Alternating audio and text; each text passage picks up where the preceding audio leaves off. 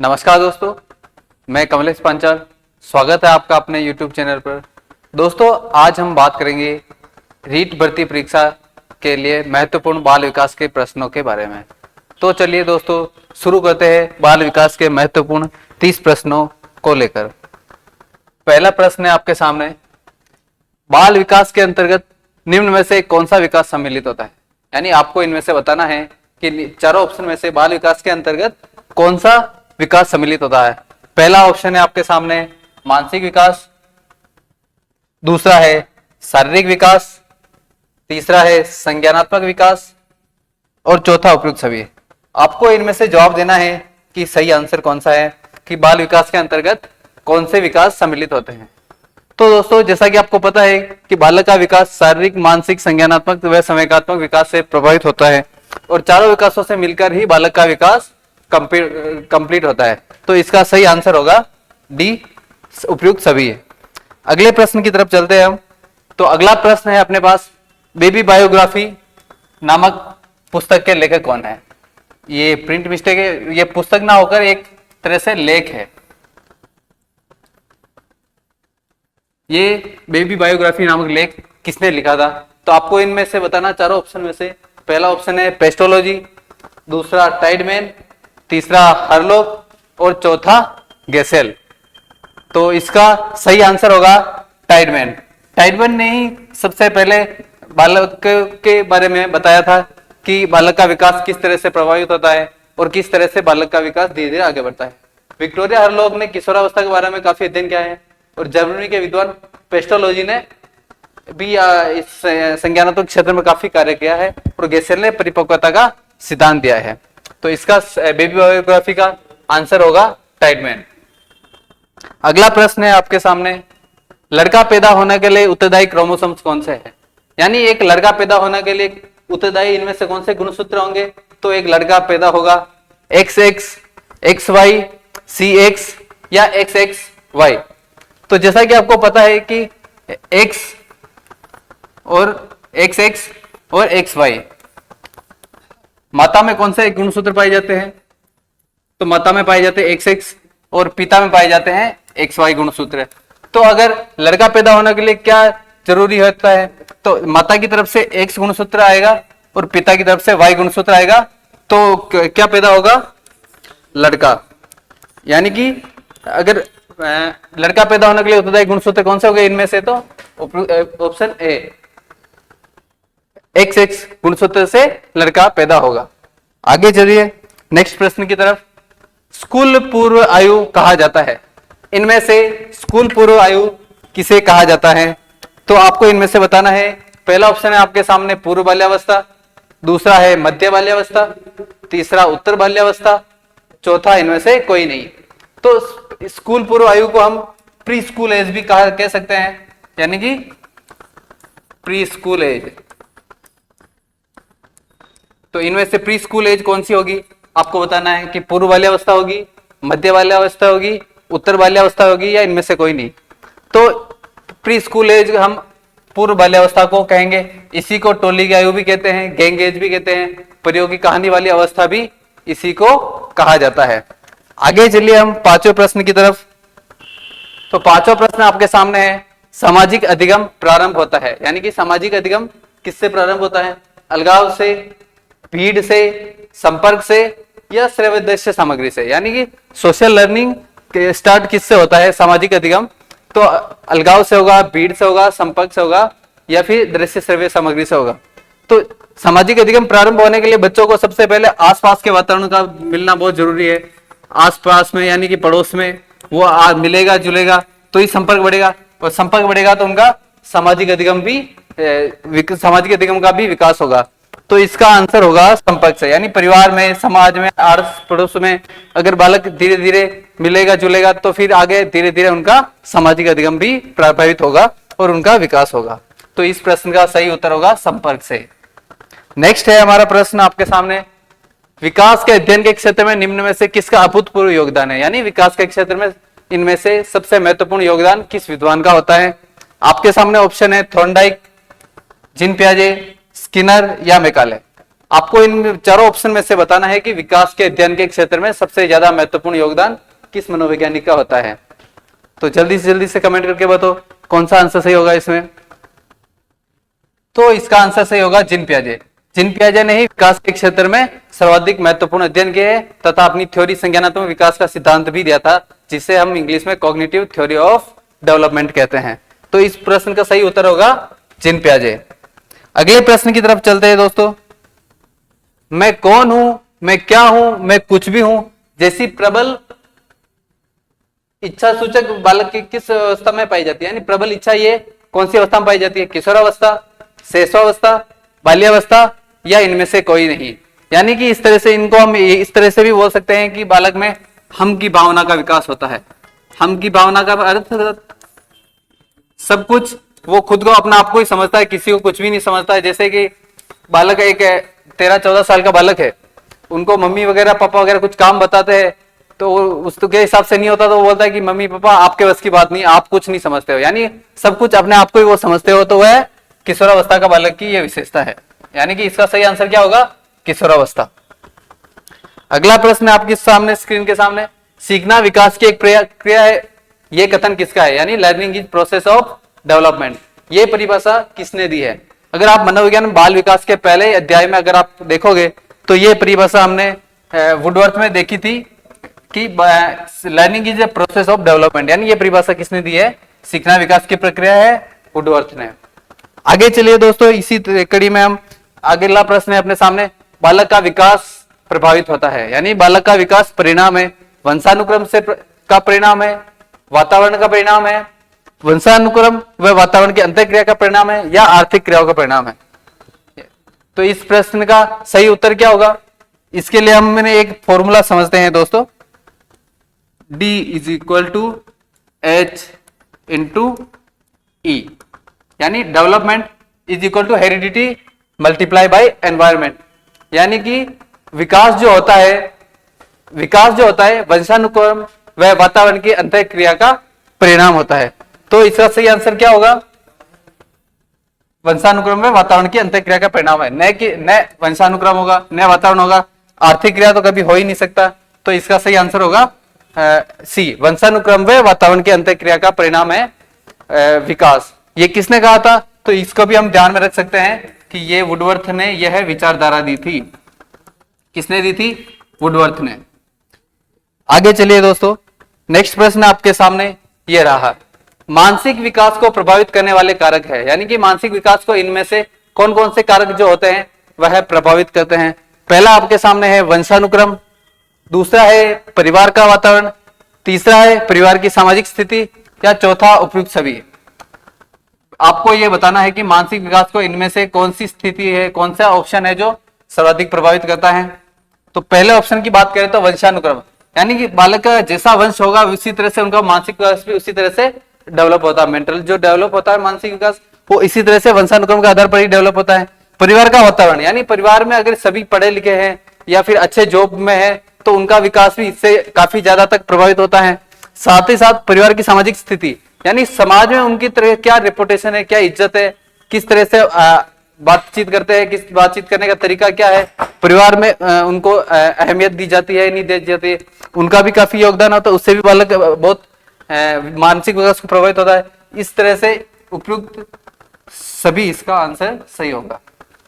Next प्रश्न की बात करें दोस्तों, तो नेक्स्ट प्रश्न आपके सामने स्क्रीन पे ये रहा, जन्म के समय बालकों में हड्डियां कितनी पाई जाती है। आपको ये बताना है कि जन्म के समय बालकों में हड्डियां कितनी पाई जाती है, 270 पाई जाती है, 206 पाई जाती है, 250 पाई जाती है या 235 पाई जाती है। तो दोस्तों जन्म के समय बालक में जो हड्डियां ये कब पाई जाती है आपको बतानी है और ये कब पाई जाती है। तो सबसे पहले अगर बात करें तो जन्म के समय बालक में 270 हड्डियां पाई जाती है। कितनी पाई जाती है, 270, ये जन्म के समय पाई जाती है। जन्म के समय 270 हड्डियां पाई जाती है। धीरे धीरे बालकों में हड्डियों का विकास होता रहता है, हड्डियों का विकास होता है और ये हड्डियां बढ़कर कितनी हो जाती है, 350 तक, 350 तक भी हो जाती हैं। फिर धीरे धीरे अगर वापस कम होना स्टार्ट हो जाती है, वयस्क होते होते कितनी रह जाती है, 206। ये कब तक रह जाती है 206? वयस्क होने पर। वयस्क होने पर बालक में 206 हड्डियां रह जाती है। और ये कम कैसे हो जाती है? तो अस्थिकरण की प्रक्रिया के दौरान ये जो दो हड्डियां होती है जुड़ जाती है आपस में, इस कारण बालकों में हड्डियों की संख्या धीरे धीरे वापस किशोर होते होते कम हो जाती है। तो इस प्रश्न का सही आंसर होगा 270।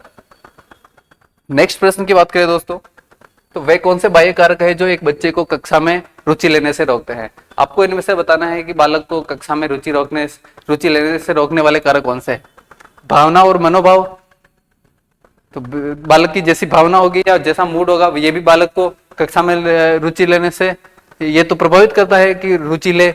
संस्कृति और प्रशिक्षण, चलो इसको हम बाद में देखते हैं। बच्चे का दृष्टिकोण कैसा है? अगर बच्चे का पॉजिटिव दृष्टिकोण है तो बालक तो भी रुचि लेगा और रुचि लेगा। और लक्ष्य और प्रयोजन, बालक के सामने अगर लक्ष्य होगा तो बालक कक्षा में रुचि लेगा और पढ़ाई में ध्यान देगा। तो इसका संस्कृति और प्रशिक्षण, उनकी कल्चर अगर अब जैसी है, कल्चर और प्रशिक्षण ट्रेनिंग उनको काफी ज्यादा प्रभावित करता है। ये बाह्य कारक है एक तरह से, और ये वाकई इनके आंतरिक कारक है बालक की कक्षा की रुचि लेने से। तो इसका सही आंसर होगा संस्कृति और प्रशिक्षण। अगले प्रश्न की बात करते हैं, तो शर्म और गर्व जैसी भावना का विकास किस अवस्था में होता है? आपको ये प्रश्न का आंसर बताना है कि शर्म व गर्व जैसी भावना का विकास कौन सी अवस्था में होता है? शैशवावस्था में होता है, बाल्यावस्था में होता है, किशोरावस्था में होता है या वृद्धावस्था में होता है? तो इस प्रश्न का सही उत्तर होगा बाल्यावस्था। यानी कि शुरू में बाल्यावस्था का बालक, घर में कोई मेहमान भी आता है तो किसी के सामने जाने से भी हिचकिचाते हैं, जबकि शैशवावस्था का बालक होता है तो भागता दौड़ता रहता है, उनके आसपास जाता है, कभी फोन छीन लेता है, कभी क्या कर लेता है, और जब तक चाय बनकर आती है तब तक तो उनके फोन में 10-12 गेम तो वो इंस्टॉल कर ही लेता है। तो इस प्रश्न का सही आंसर क्या होगा? बाल्यावस्था। शैशवावस्था का बालक तो काफी शैतान और नटखट प्रवृत्ति के होते हैं। शर्म और गर्व जैसी भावना का विकास किसमें होगा? बाल्यावस्था में होगा। अगला प्रश्न है आपके सामने ये है, तुम मुझे एक बालक दो, मैं उन्हें कुछ भी बना सकता हूँ। चोर, डॉक्टर, भिखारी, वकील, कुछ भी बना सकता हूँ। ये प्रश्न किसने कहा था? तो ये बहुत ही फेमस कोटेशन है, आप सभी को पता होगा इस बारे में कि ये किसका कथन है। तो ये दोस्तों ये वॉटसन महोदय का कथन है। उन्होंने ही सबसे पहले बताया था कि तुम मुझे एक बालक दो, मैं उन्हें कुछ भी बना सकता हूँ। तो इसका सही आंसर क्या होगा? वॉटसन। अगला प्रश्न है आपके सामने, स्क्रीन के सामने ये रहा, निम्न में से कौन बच्चे के सामाजिक विकास को प्रभावित नहीं करता है? आपको ध्यान रखना हमेशा परीक्षा में कि नहीं और हाँ का विशेष ध्यान रखना कि कौन सा प्रभावित करता है कौन सा नहीं है। प्रश्न को पूरा पढ़ना, इसमें साफ लिख रखा है कि प्रभावित नहीं करता है। तो पहला ऑप्शन है हमारे सामने परिवार, दूसरा है विद्यालय, तीसरा समुदाय, चौथा उनमें से कोई नहीं। तो बालक के सामाजिक विकास को प्रभावित करने के लिए सामाजिक विकास परिवार सबसे महत्वपूर्ण होता है, क्योंकि बालक की प्रथम पाठशाला ही हमने सुना है शुरू से कि परिवार होता है। तो परिवार तो सामाजिक विकास को प्रभावित करेगा ही, साथ ही साथ विद्यालय, स्कूल के अंदर जिस तरह से वातावरण होगा बालक का सामाजिक विकास भी उसी तरह से प्रभावित होगा। तीसरा समुदाय, कम्युनिटी, यानी आसपास का जो उनका वातावरण है वो भी इनको प्रभावित करता है। तो यानी कि ये तो तीन प्रभावित करते हैं। तो आंसर कौन सा हो गया? ये डी, इनमें से कोई नहीं। अगला प्रश्न आपके सामने स्क्रीन पर यह रहा, बालक की प्रथम पाठशाला है परिवार, समाज, गांव व विद्यालय। तो आपको इस प्रश्न का सही उत्तर बताना है। बालक की प्रथम पाठशाला किसे कहा जाता है? परिवार को कहा जाता है, समाज को कहा जाता है, गांव को कहा जाता है या विद्यालय को कहा जाता है? तो परिवार, बालक परिवार में जन्म लेता है, परिवार में ही वह आगे बढ़ता है, अन्य सारे विकास भी परिवार में रहते हुए भी उनके होते। तो इसका सही आंसर होगा परिवार। उसके बाद में सेकंड टाइम पे बाद में विद्यालय जाता है, बाद में जब बाल्यावस्था में प्रवेश करता है तब। अगला प्रश्न है आपके सामने स्क्रीन पर यह रहा, बालक का मानसिक स्वास्थ्य निर्भर करता है, यानी बालक का मानसिक स्वास्थ्य किस पर निर्भर करता है? विद्यालय पर करेगा, परिवार पर करेगा, समुदाय पर करेगा या इनमें से सभी? यानी बालक परिवार में रहकर समुदाय के आसपास से मिलते हुए विद्यालय में शिक्षा लेने के लिए जाता है। तो समुदाय का भी काफी महत्वपूर्ण योगदान रहता है। आसपास का वातावरण कैसा है उससे भी बालक बहुत सारी चीजें सीखता है, परिवार से भी बहुत सारी चीजें सीखता है और विद्यालय से भी बहुत सारी चीजें सीखता है। विद्यालय मानसिक विकास के लिए महत्वपूर्ण योगदान रखता है। अतः इनको निर्भर किस पर करता है? तो तीनों पर निर्भर करता है। तो इसका आंसर क्या होगा? सही, उपयुक्त सभी। अगले प्रश्न की बात करें दोस्तों, पियाजे ने संज्ञानात्मक विकास, बाल विकास की कितनी अवस्थाएं हैं, यानी जिन पियाजे ने बाल विकास की कितनी अवस्थाएं बताई है, आपको इस प्रश्न में से बताना है। पहला ऑप्शन है आपके सामने 3 अवस्थाएं, दूसरा ऑप्शन है 4 अवस्थाएं, तीसरा ऑप्शन 5 अवस्थाएं और चौथा ऑप्शन 6 अवस्थाएं। तो आपको ये बताना है कि इनमें से कितनी अवस्थाएं पियाजे ने बताई थी। तो आपको पता हो तो जिन पियाजे ने संज्ञानात्मक विकास में काफी कार्य किया है और उन्होंने 4 अवस्थाओं का जिक्र किया है। पहली थी उसमें संवेदी, दूसरी है पूर्व संक्रियात्मक,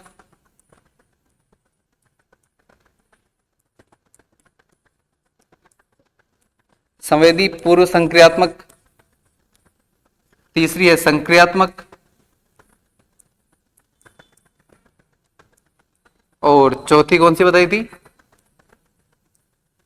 औपचारिक संक्रियात्मक। औपचारिक संक्रियात्मक। तो इस तरह से उन्होंने कितनी अवस्थाएं बताई, 4 अवस्थाएं बताई। तो इस प्रश्न का उत्तर होगा 4। नेक्स्ट प्रश्न है आपके सामने, सीखने का प्रयास व त्रुटि का सिद्धांत किसने दिया था, किस मनोवैज्ञानिक ने दिया था?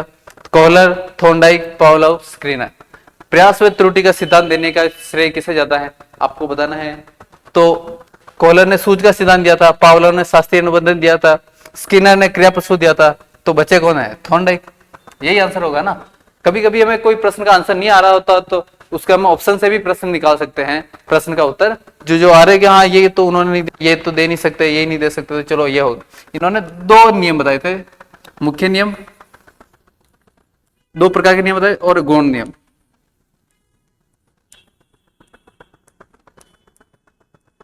मुख्य नियम कितने बताए थे, तो उन्होंने 3 बताए थे, गौण नियम बताए थे 5। प्रश्न आ जाए कि सबसे महत्वपूर्ण योगदान किसके, कौन से नियम का रहता है, तो गौण नियमों का सबसे महत्वपूर्ण योगदान रहता है थॉर्नडाइक के सिद्धांत में। अगले प्रश्न की तरफ चलिए दोस्तों। लॉरेंस कोहलबर्ग विकास के क्षेत्र में शोध के लिए जाने जाते हैं, यानी लॉरेंस कोहलबर्ग को निम्न में से किस क्षेत्र में सबसे अधिक जाना जाता है?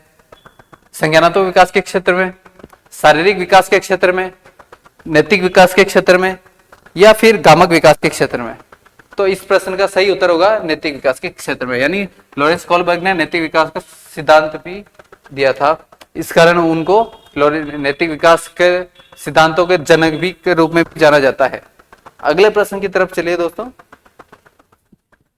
नेक्स्ट प्रश्न है आपके सामने, एक कक्षा में व्यक्तिगत विभिन्नताओं के क्षेत्र हो सकते हैं, यानी एक कक्षा है बालकों की, उसमें व्यक्तिगत विभिन्नता के क्षेत्र कौन कौन से हो सकते हैं?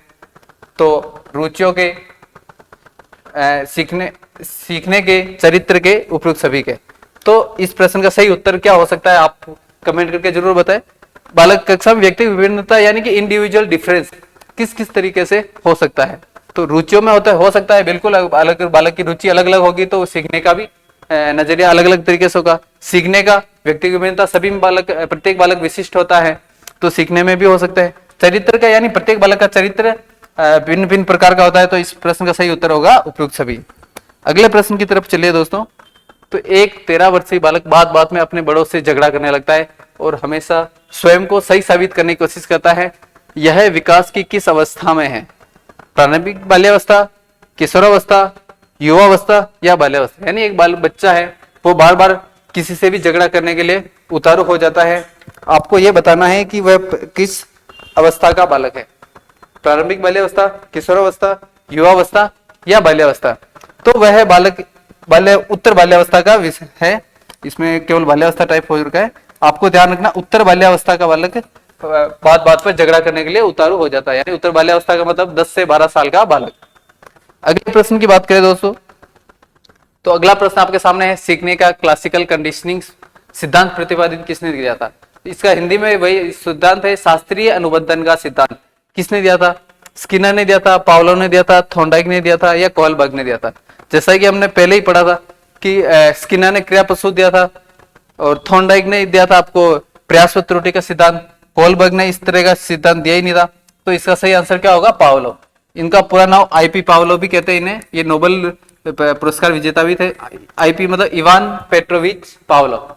अगले प्रश्न की बात करें दोस्तों, तो अगला प्रश्न आपके सामने ये रहा, जन्म के समय लगी चोट या भ्रूण क्षति की वजह से आई मानसिक मंदता है। इन प्रश्नों में 4 ऑप्शन में से आपको बताना है कि जन्म के समय लगी चोट, भ्रूण क्षति की वजह से मानसिक मंदता जो होती है उन्हें किस नाम से जाना जाता है?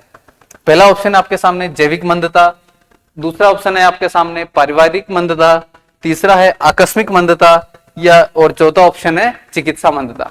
तो इस प्रश्न में जो आंसर होगा जैविक मंदता, यानी इसको बायोलॉजिकल रिटायरमेंट भी बोलते हैं। जैसे मेंटली रिटायर्ड होता है ना बालक, मानसिक रूप से ग्रसित बालक, तो जैविक यानी बायोलॉजिकल प्रॉब्लम होगी, इस कारण उनको भ्रूण में क्षति हो गई।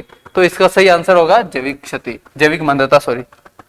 अगला प्रश्न है आपके सामने, सामाजिक अधिगम आरंभ होता है। ये तो रिपीट हो गया प्रश्न, जैसा कि हमने पढ़ा है कि बालक आस पड़ोस के संपर्क में जाएगा तो उसमें सोशल सामाजिक विकास प्रभावित होगा।